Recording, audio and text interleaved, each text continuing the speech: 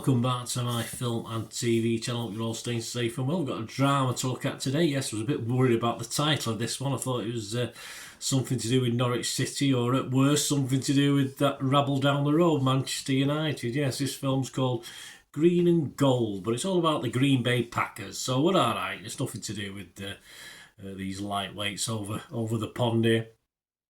105 minutes long, this one, directed by Anders Lindwall, and this marks his first theatrical film release for Anders as well. So yeah, I thought he did okay. Some people didn't think he did. I thought he did. This stars, amongst others, Craig T. Nelson, Brandon Sklelnar, Emmett Walsh, Madison Lawler, Charlie Berens. It was released in the United States, and check your territories now, on January the 31st, 2025. I'm recording this on April the 11th, 2025. So a couple of months later, check your streaming sites. It may still have a limited theatrical release in places, but this is a little independent film, so you'll probably check it on your streaming, where you get your local streaming from. What's it about? Well, it's about a struggling family. Farmer wages everything on a high stakes championship, yes, on the Green Bay Packers, while his granddaughter's musical ambitions could be the ticket to a new beginning. So money's tight as ever on the farmlands of the US, as they probably are in this country as well. So yeah, assume they have the same sort of problems we do. There's not many reviews on this, but they have been a little mixed on what is generally a positive, pleasant story. I thought this one.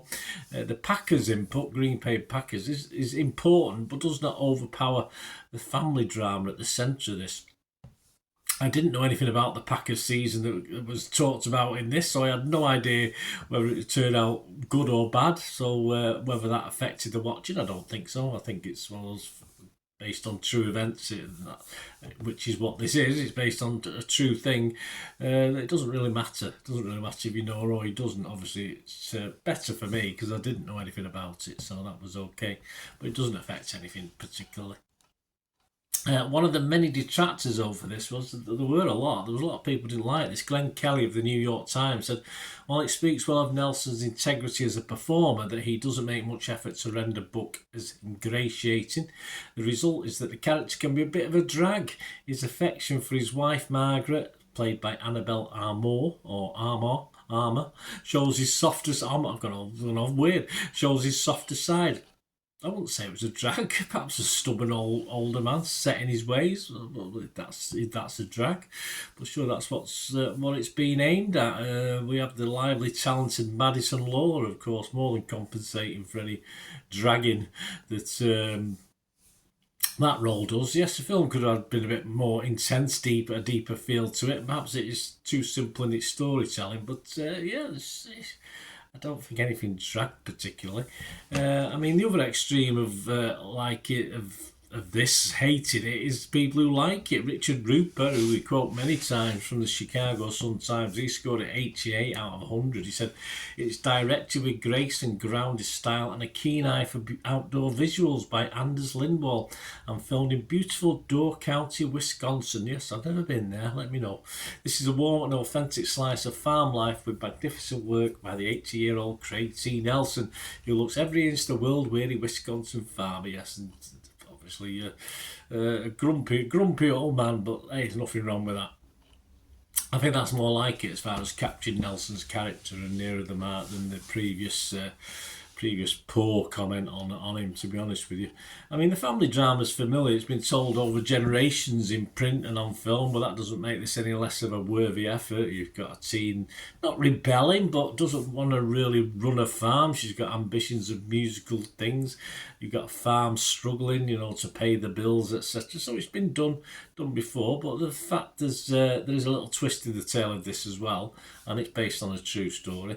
I mean, you don't expect it to be a sort of happier ending for all the characters. It drops you like a stone and then lifts you back up again very quickly. It's not big budget, it's an independent production, so it needs to be cut a little bit of slack for me. I think some of the negativity is a bit unfair. Okay, it's not Field of Dreams. What can be, let's face it, a classic movie in its own right. But the mix of hope, whether it be run down on a rundown farm or taking place on the football field, well, American football field, is there to enjoy. And yeah, it is an ending, actually. It is an ending to at least match Field of Dreams. So yeah, totally came out of the blue, that one. But there you go. Dramatic license, perhaps, but why not? It's based on true events, as I said, so there is license to overdo this or overdo it as well. But it doesn't really do that. I say it keeps it simple. It's a lovely ending. It is a lovely ending. And it may be because of the budget, but with this, it sort of works, actually. It keeps everything quite low-key at times. It doesn't delve too deeply. It keeps it nice and simple, as I said, and straight. But as I said, a budget would have had an effect on this, but a good cast, a good setting, and overall a good story by the end of it that lifts your spirits, and that's all we can ever ask for these days, isn't it? Thankfully, the public are a little bit kinder than certain critics on this one. The critics on Rotten Tomatoes, 65% positivity, that's okay. 24 critics, an average rating of 6.2 out of 10, so it's not a disaster. Metacritic, slightly down though, only 5 critics, but only, 59%, 3 were positive and 2 were mixed with no negative, so that's a good sign. And on Rotten Tomatoes audience, 4.8 out of 5, Joe Public like it. Internet Movie Database, just under 300 scores and reviews. As I'm recording this, I've just checked about an hour ago. Just under 300, and it's getting a 7 out of 10, so well liked. And personally, I'm going to be fresh, or I was fresh on Rotten Tomatoes. I'm going to be positive. I was positive on Metacritic, and yeah, I was edging towards 6.5, but based on the ending that made me feel all goosebumpy, I'm going to give this a good solid 7 out of 10. As I say, not. I think perhaps with a little bit of a bigger budget, it may have been better, but I just thought it's a reasonable offering, reasonably well done. Say not too much. I've not gone on to check the real stories to any sort of comparisons. How near it was to the real story. I've allowed for the fact there will be some dramatic license in this, of course, but no, just a lovely story, well told in this independent reproduction of it. There you go. Let me know your thoughts, guys. Great to have your comments, of course. If you like what I try and do on the channel, it's not just about me. I try and give other people's opinions as well, and then give my opinions on theirs, plus my opinions generally anyway. So that's how I do it. That's my format. If you like it and you want to help support the channel in the future, all I ever ask is you keep watching and listening. To help me out, guys, if you watch the ads, if the ads on this YouTube ads, that helps in a very little way, but it all helps. It all, watch the pennies and pounds look after themselves, they say, don't they? Or the pennies or the 10p's look after themselves. But if you watch the ads or follow the links on the ads as well, that's always a nice way to support the channel. If you sort of hang on for it, I've done that. I watched other people's and followed the ads, just something I fancied, which does happen from time to time. Of course, you can support me by pushing that subscribe button as mentioned earlier, and that, of course, pressing the button so you know when these vlogs are coming out. And of course, I'm always interested in your opinions, and of course, if you can give us a like, that'd be wonderful as well. So thanks for watching, guys.